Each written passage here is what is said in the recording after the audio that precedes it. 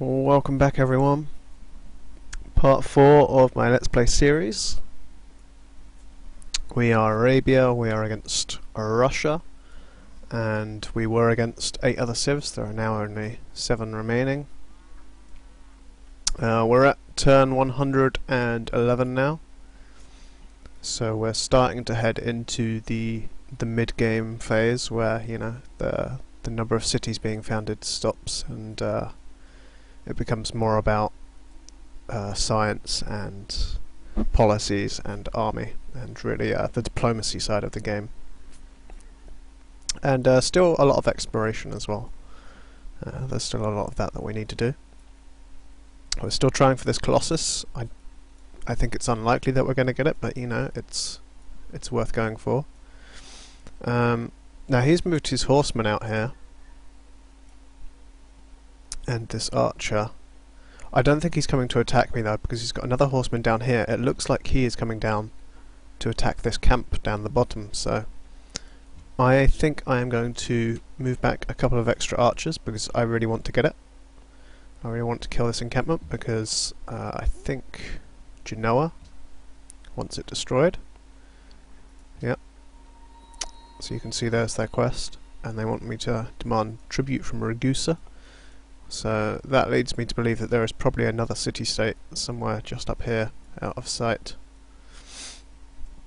Russia has been expanding very aggressively, so I think I need to consider getting down my my fifth city even, at some point soon down here, just to stop them from taking it, really. I don't think there's anything too useful down here. There is a crabs over here. I would like to probably expand somewhere around here so I can take up these silvers. I really don't want them to take it, so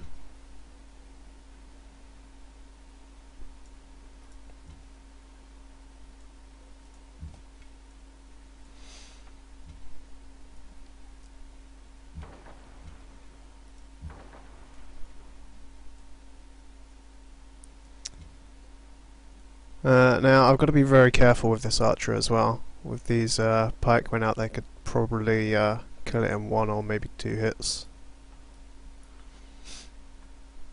The Great Mosque has been built, and we go on to the next turn. There you go, the Colossus was built by Russia, and it was actually in a city very close to us. We saw it flashing.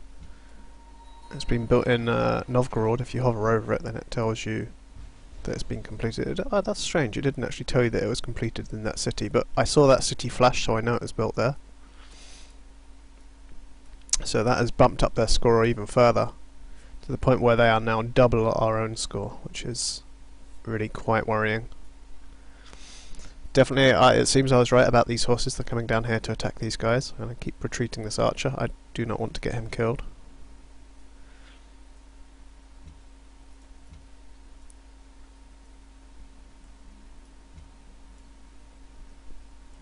This guy can come up here and fortify.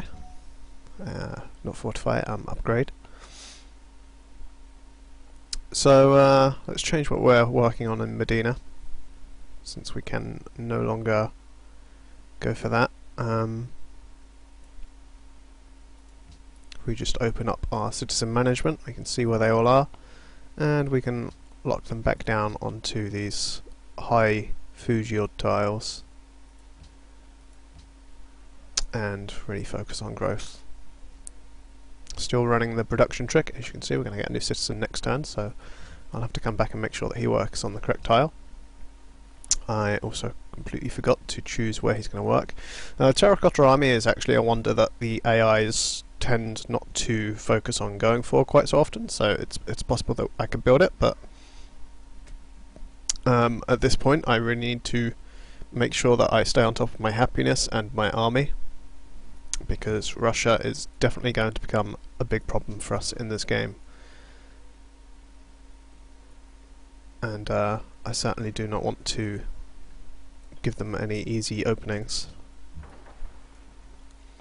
So this guy has seen pretty much all he can see. I'm still going to keep going around with him, go up to these little points just in case we can get a glimpse of another city-state or maybe even a civ. and then I'm going to bring him round back to Medina and just keep him there for defence. Basically, it's basically going to be there purely so that they can't blockade my fish tiles when I get those up and running. And here we have our great prophet, so I can create our religion.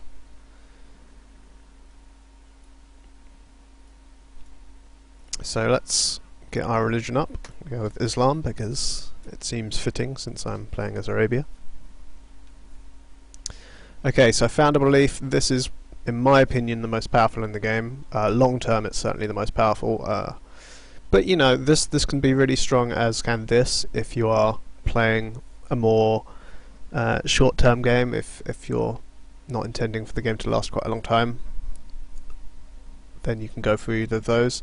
Again, this is really useful if you're playing someone like Greece, or you're really focusing on city-states. If you take the social policy tree that focuses on city-states, then it's very worthwhile getting this.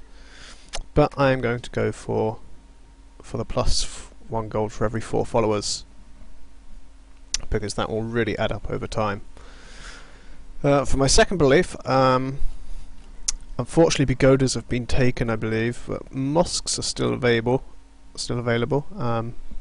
They're really quite strong as well. I mean, you know, 3 faith, 2 culture, and 1 happiness. So I may go for that. I could also potentially go for, is the temples one still available? There's the shrines. Temples +2 happiness from cities with 5 followers. Now the problem with that is that it does mean that you need to have quite high population cities, but as you can see, mine are already quite high. And you've also got to pay for those temples, so you're getting 2 faith and 2 happiness from your temples, and it's debatable whether that's really as good. It's certainly not as good as pagodas, but with mosques you've got to stop and think, well, you know, that 3 faith and the 2 culture really adds up, but then you've got to buy these with faith, not with production or gold. I think I'm going to go for the mosques, to be honest, because I've got a lot of faith incoming. I feel like I can repay it back quite quickly. So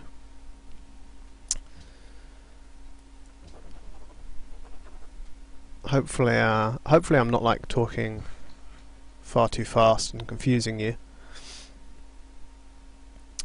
because obviously this is a really complex game, and if you're a beginner, then there's so much to learn in this game. There's so many cool little tricks you can do, and a lot of the advanced things that you can do inside cities, moving people around, and how the culture system and happiness system and everything else works is really, you know, it's quite a big thing to take it all in. So I'm going to repair this silver at last, I guess. Although I don't have anyone to trade it with yet, I still want to get it up just so that I'm ready when I do meet someone.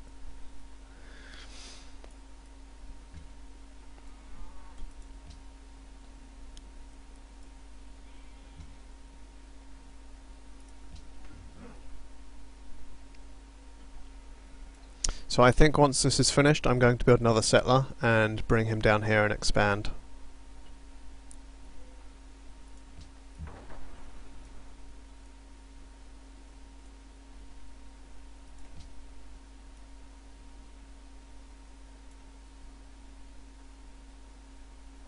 And they want to do cotton for silver. That's fine, because that will keep our happiness high.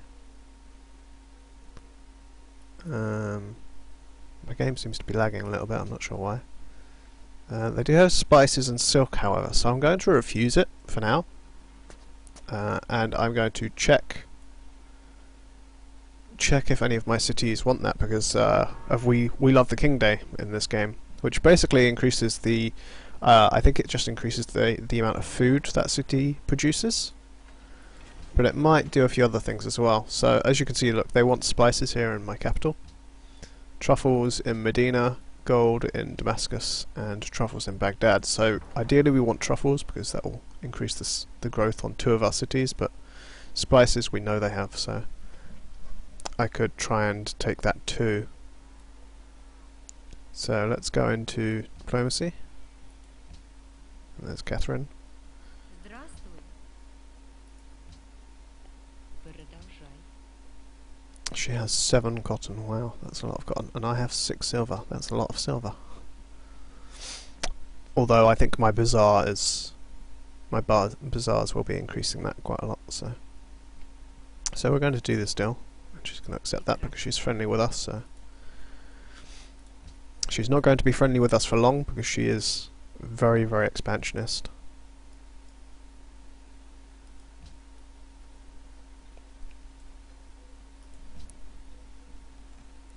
So back to our capital, we can build a settler in 4 turns, which is great.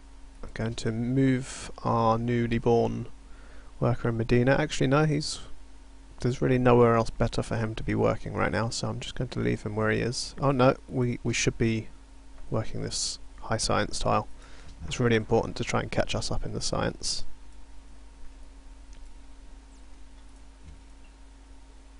Okay, so this horseman's kind of blocking us in here.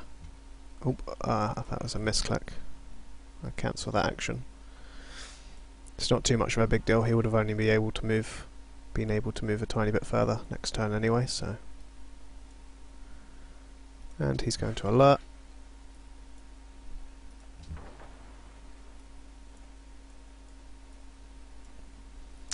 So let's move down here and see if we can see anything. Okay, those pikemen are still there. I'm going to attack them just because it gives me that tiny bit more more EXP on that unit. Hopefully I can grab this. I mean, potentially this horseman could come down here and then maybe kill it next turn, because I think I left him on around half health. But these pikemen should probably be attacking these horsemen.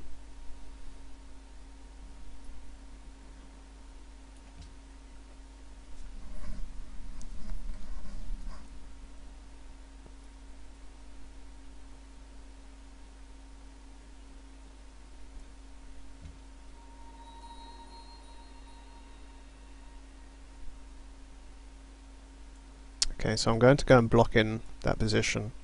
It does risk me losing that unit. He could attack that with both units and kill it. But I think these are too weak for him to want to attack, and these, again, will feel threatened by having all these other units around. So I'm going to start moving this guy back over, because there's no way that I'm going to need him over there as well. He's got some warriors out. Warriors are not particularly threatening to me at the moment, but I'm just keeping an eye out for when a settler appears, because I know that he's certainly going to be considering that sometime soon.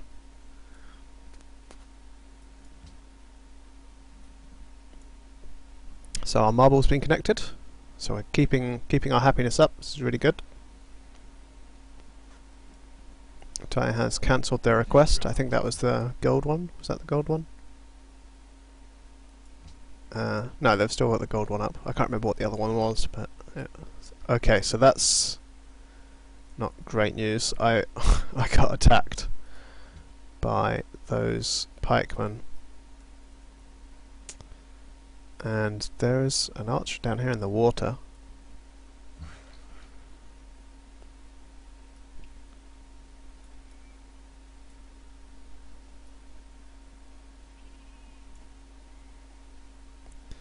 So there's not too much more that I can really use my workers on. Most of my tiles are now improved. I think I'm going to come down here and start working on a road towards where my next city will be. I really don't have too many options with this guy.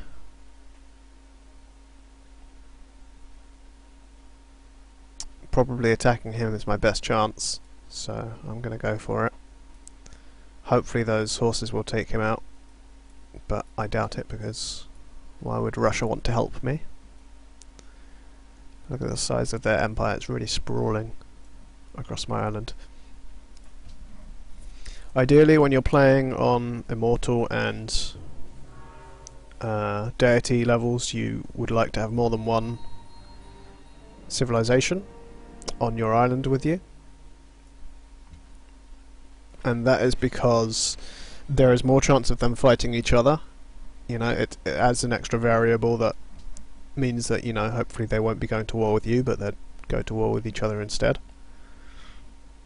But we had no such luck in this game.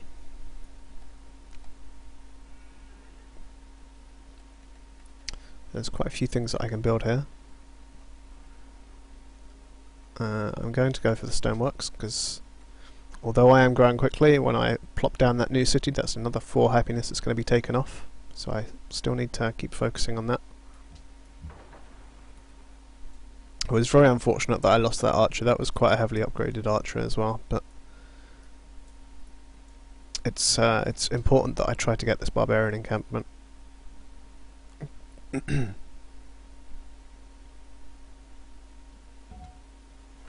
Okay, and they've attacked me again. But they don't have enough strength to kill me, so I'm just going to walk over here for now. It's really frustrating that they haven't attacked those horsemen at all. They just seem to be going for me. There's unfortunately not much I can really do about that, but... So if I expand onto these deer, then I can grab this silver as well. I still have access to these fish and to this stone as well eventually. It does leave room behind me for another city down at the bottom if I want to put one there. If I don't, then I'm sure Russia will attempt it. Or I could put it slightly more centralized, like here.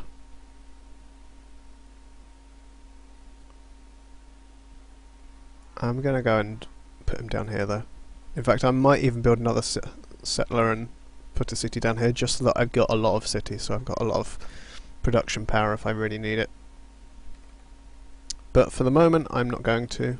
I'm going to, because this city's growing so quickly that I think I may end up regretting that decision.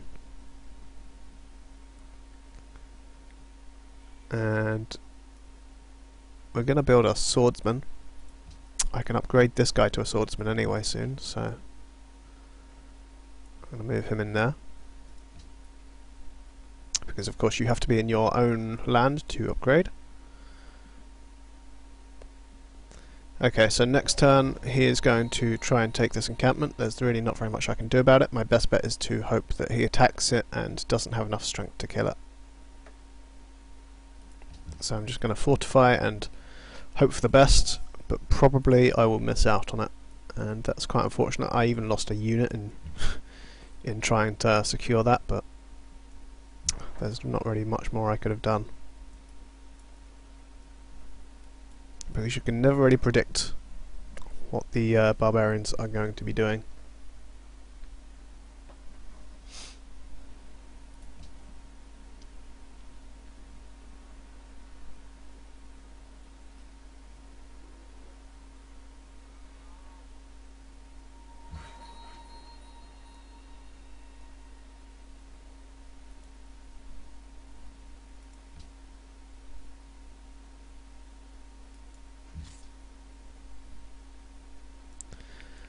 So I'm going to move him back up onto this hill, keeping my strong concave so that if they were to come and attack I would see it coming and be in a very strong defensive position.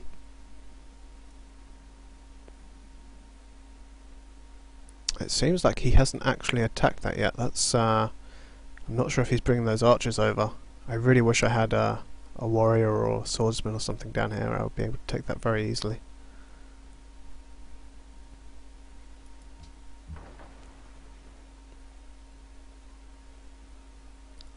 You can see a small bit of land up there, so probably there's an island there, because there's never normally just coast if there's not an island, so...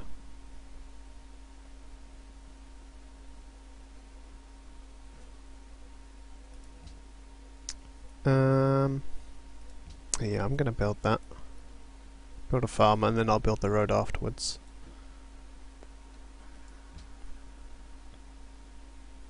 So those archers are coming down and they're going to be in attack range next turn. So I think for me it's a bit now or never really. I just need to attack and get what I can out of it, which is EXP, because he's clearly going to take that.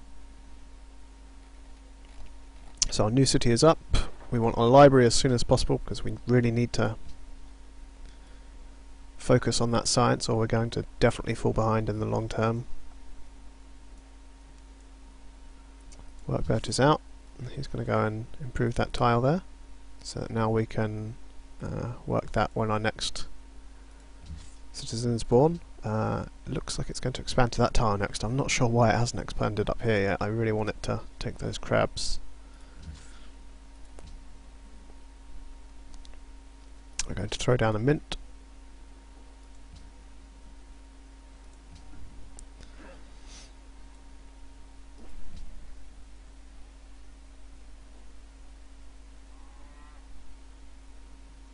And there you go, he did take that.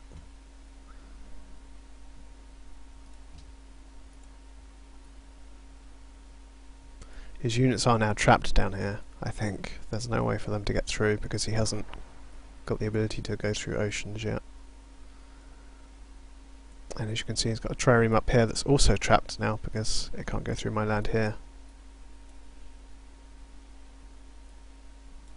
Let's just have another look around. There's another new city down here since I last checked. Let's go and have a look at our research. We're going to have pikemen soon. Very important since he's got horsemen. And he will probably actually have knights soon as well. But that's fine because we're going to go straight for camel archers after this probably, or probably philosophy first so we can get the National College. But then after that we'll go for camel archers. And then probably education.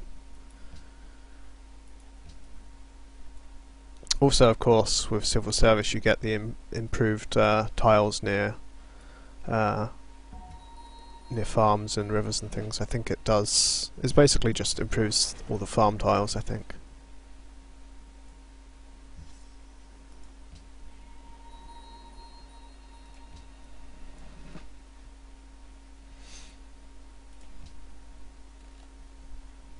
So still no one has built this terracotta army. Of course, probably if I start building it now I'm not going to get it, so I'm going to build a stable. Actually no, I'm going to build the Colosseum and then I'm going to build the stable, because our special unit is of course the camel archer, and if I remember correctly that requires horses and it's a mounted unit, so we will get a bonus building them, and we've got a lot of horses around us as well, so we get the extra production, one production per tile, from having a stable built in that city. And there's the terracotta army, so I'm glad I didn't go for that.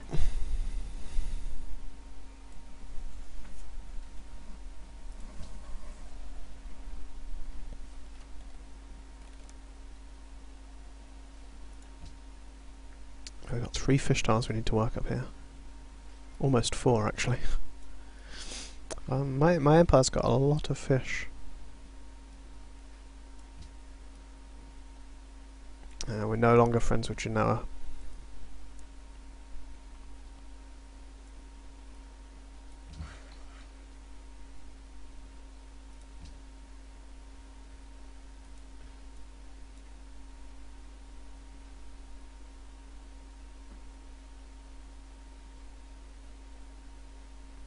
Two religions have been enhanced. One of them was by Russia.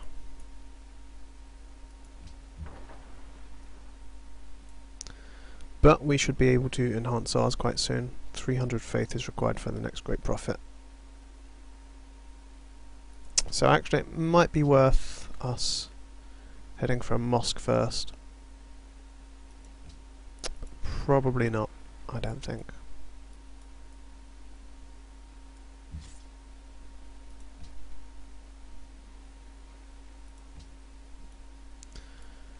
So we still have our strong front line. Tyre is, of course, still an option. We could take out that city. We'd get an Old Faithful out of that as well, so that's an extra happiness, and 4 happiness from the gold. By the time we took it, it would probably be like a level 6 city. That would probably level up to level 12 by the time we had enough units, because I've got quite a lot. but it's something to keep in mind. Since we are no longer friendly with them, we don't really have much to lose by doing it. They would like furs, which is what Genoa has. And there's civil service.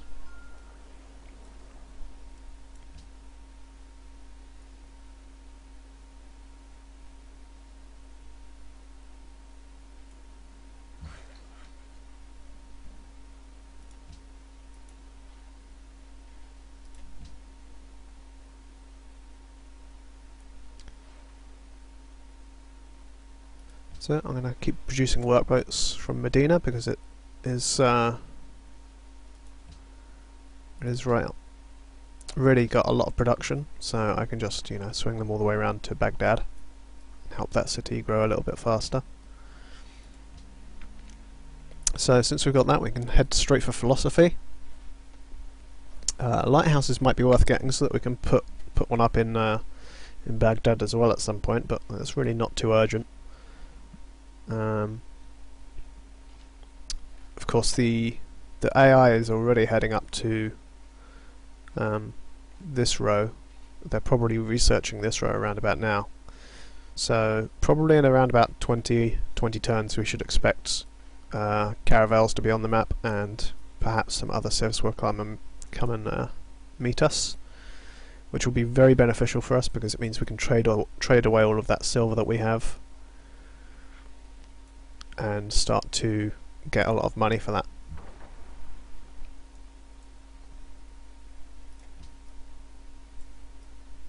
And there you go, as I said that, they have progressed into the next age, to the Renaissance era, I believe, which means that we have a spy. So I'm going to move this spy straight into Russia, into their highest level city, which is Novgorod, because that's probably the most likely to have good research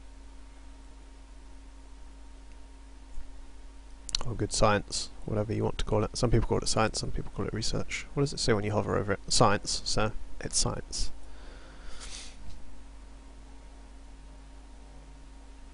And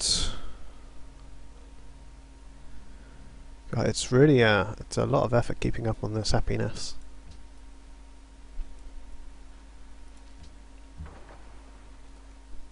Medina is definitely going to be a real powerhouse of a city when it's heading up to around level 10 though.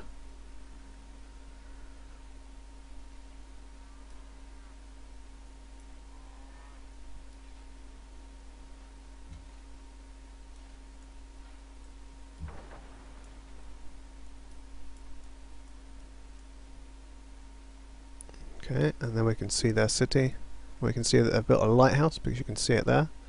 They've also got the Colossus, they've got one workboat, so that's it's strange that they build it in that city because from what I can see, I mean, there's clearly the tile next to this one we can't see, but it's probably land, I would imagine, since this one's likely to be land. So yeah, I mean, I don't imagine there's going to be a fish tile there, so they've only got one fish tile. Very, very strange that they would build the Colossus in a city like that, or even a lighthouse for one fish tile. Doesn't seem worth it. But the AI works in mysterious ways.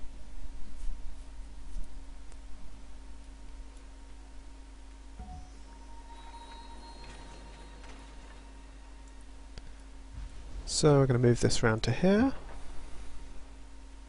and there's really nothing else that we can scout out.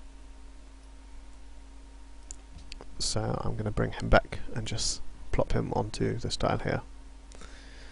I'll build another workboat, and I'm going to check the demographics now as well at this point because I need to see exactly how far behind I am on different aspects. We are last on science, but we're only 5 technologies behind the average. Russia is ahead of that. So Russia is first at almost everything. But we're not last for quite a few things as well. We're not last on land, so we're doing quite well on that. Especially when you consider that these borders are going to grow a lot more over time. And we've still got room back here for one more city. Until Russia tries to snipe it, which I'm sure they will. So land is really not an issue, which is good. We can get a lot of production, a lot of gold, and a lot of food out of the land. Speaking of which, up here you can see those values, and it's depressing really how much more production, which is manufactured goods, Russia has than us. They could double our efforts in building an army if they focused everything on it. So that's definitely something to be worried about. Luckily, the average is 61, so we're really not very far behind that at all. GNP isn't quite so good, and crop yield again not quite as good. But it is Immortal. You start with a serious disadvantage when you play on this difficulty. So simply trying to keep up is really the aim until you reach later stages of the game.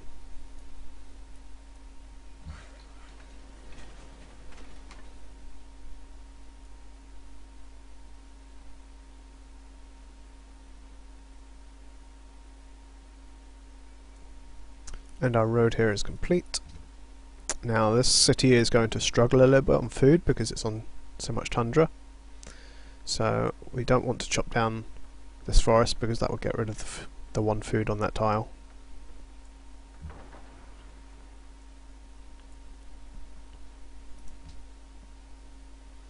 We've got enough to buy our special building if we wanted to. We could buy the mosque, but we don't need happiness, so I'm going to wait and improve our religion first. And we don't really need the stable yet, so it's tempting to build the settler now and just go and put him down here, just because then I really know that I'm safe from Russia trying to steal it from me later on. Also, if I build the stable, or even if I just build another unit, then that's going to be costing me more gold, and there's really no need for that unit quite yet, so I'm going to build the settler now and walk him over there, and then he's just going to wait there until we really need to put the city down.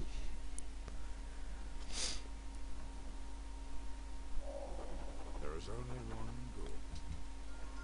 good. Catherine is plotting against me, and they're planning a sneak attack.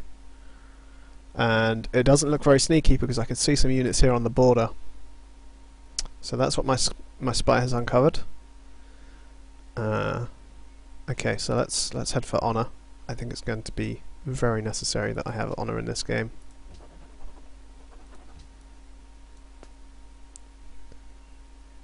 So let's have a look at the demographics again and look at their soldiers. Okay, so their army is 3 times the size of us, but the AI is very bad at using their army to its full effectiveness.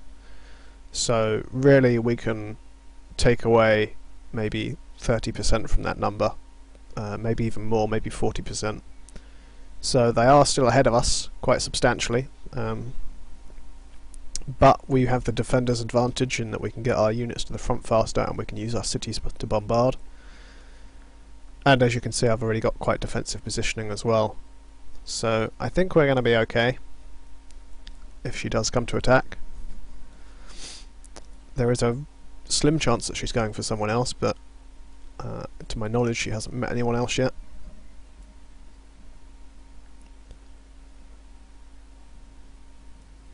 And actually, since we've researched philosophy, I'm going to cancel building that and build my... oh, I can't build the National College yet because it hasn't finished building in my newest city. So in that case, I will build a temple. Yeah, I'm going to build a temple because it will mean that later on, when we come up here and research theology, which we'll be doing very soon, I can build the Grand Temple, which is very important for trying to spread my religion further. For now, I'm going to go for guilds and chivalry and try and get our camel archers up.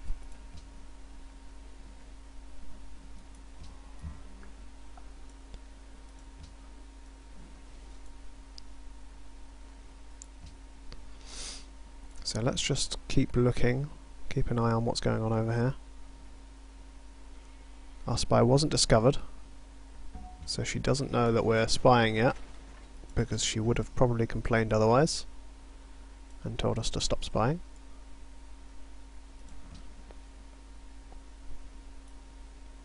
I'm going to throw down my temple here as well.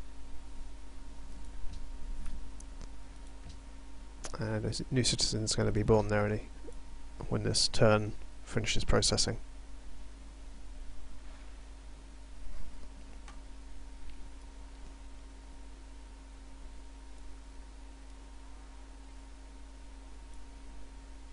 So let's go and see where he's been put. He's been put over here. There's really no better options at the moment, so we may as well leave him as he is.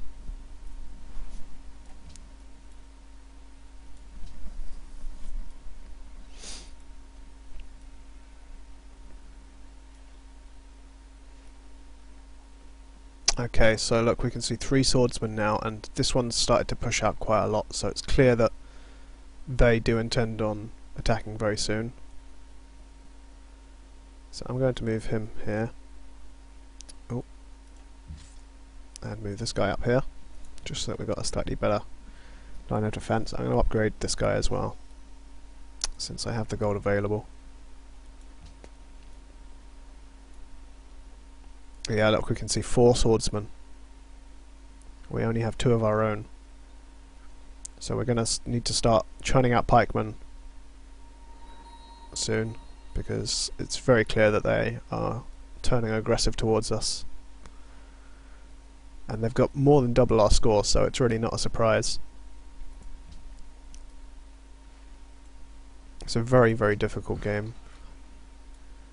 It always is on Immortal, but there's always the risk of a few powerhouse civs running away. And Russia is one of the ones that has the potential to do that, and it looks like she has started to do that already. As we see another city down here, so yeah, I do need to get that settler out.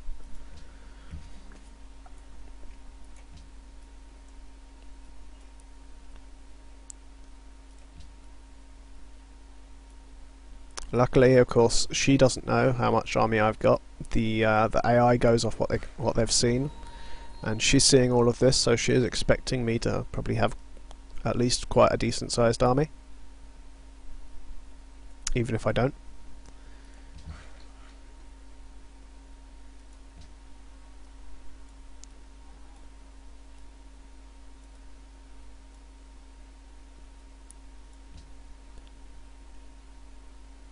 We still see just these 4. The longer she leaves it, the better it is for us. And that's cool that that's built as well. We can try for Machu Picchu. Machu Picchu is a wonder that the AI is much less likely to get, because you have to be within 2 tiles of a mountain to build it. So we're going to try and build that here in Damascus. We might not get it, but we're going to try anyway, because it's very, very useful, especially for our civ, which likes to build wide.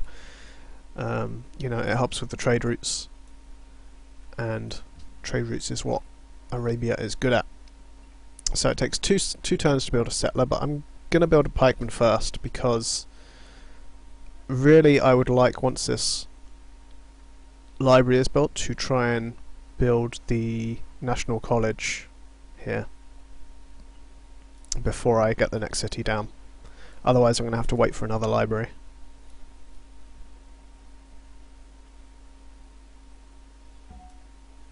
And here we go. Right, on Q we can enhance our religion.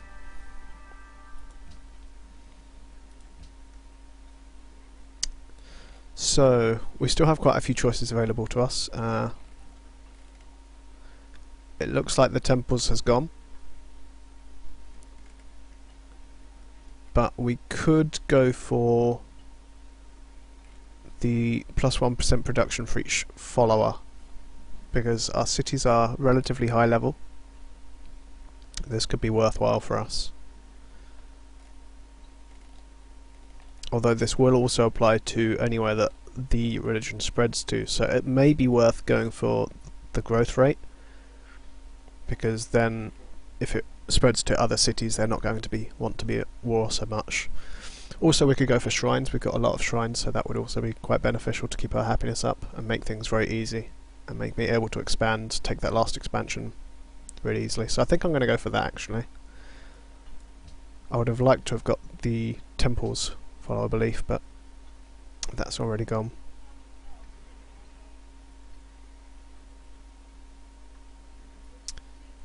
Since I don't think we're going to be able to use our profits very much in this game to spread religion, just because I think we're going to be at war with Russia, so there's not really much point in it, I'm going to just go for the spreads 30% further away.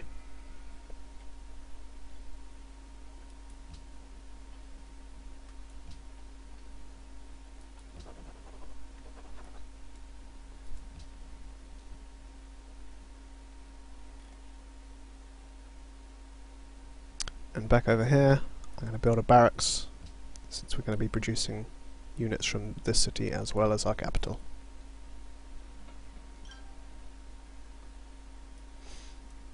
Of course, the cities that you want to focus on building units are the ones with high production, so that you can get them out really quickly, and just keep throwing units at the at your enemies.